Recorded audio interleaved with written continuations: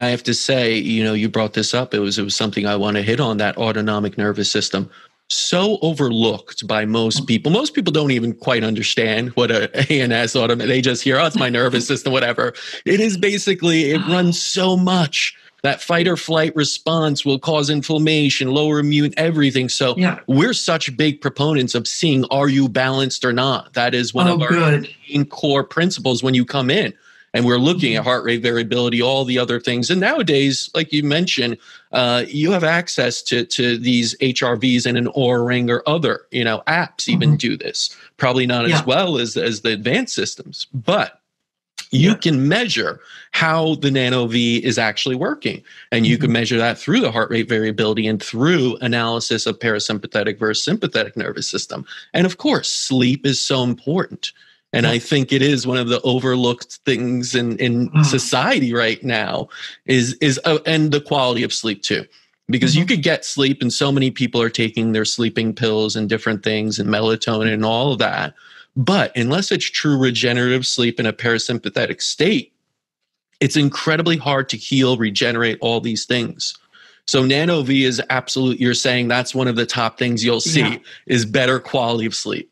Yeah. And one of the reasons you'd get better outcomes in a clinical setting, if you just put it with everybody, is that balance in the autonomic nervous system, because often people are either just generally stressed, or if they're ill, it's especially stressful. And so just bringing them back into balance a little bit will make everything else you're doing work better, including the conversations that are being held. Yeah. Because it just puts people in a better frame of mind. And then, of course, on the other side, that it's complementary to, if it's an IV drip or whatever, you want the protein function to optimize that as best you can and get better use out of any other treatment that you're doing.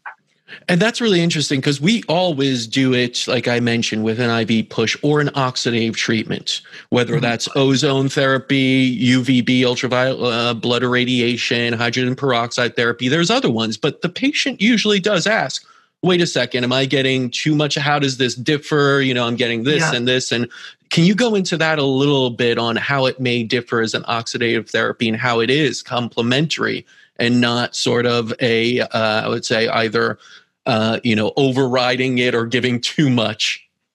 Oh, it's in combination with oxidative therapies. It's like a hand in glove. It's a great match, because oxidative therapies, not surprisingly, do oxidation. And so the NanoVi is a great way. The repair of oxidative damage is all done by proteins. So by supporting protein function, you repair the oxidative damage faster.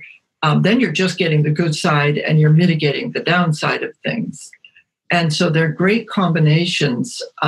In some areas, it's interesting because just improving protein function, you can get better oxygenation in the blood, for example, by only doing that without adding concentrated oxygen. And so in some respects, it helps like an oxygen therapy, but it really just augments any of them, like if it's hyperbarics or ozone or whatever they're doing.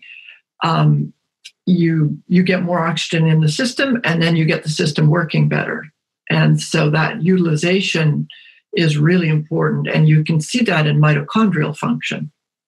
So if you can improve the mitochondrial function, you know that you're working the oxygen, you're getting better utilization, basically.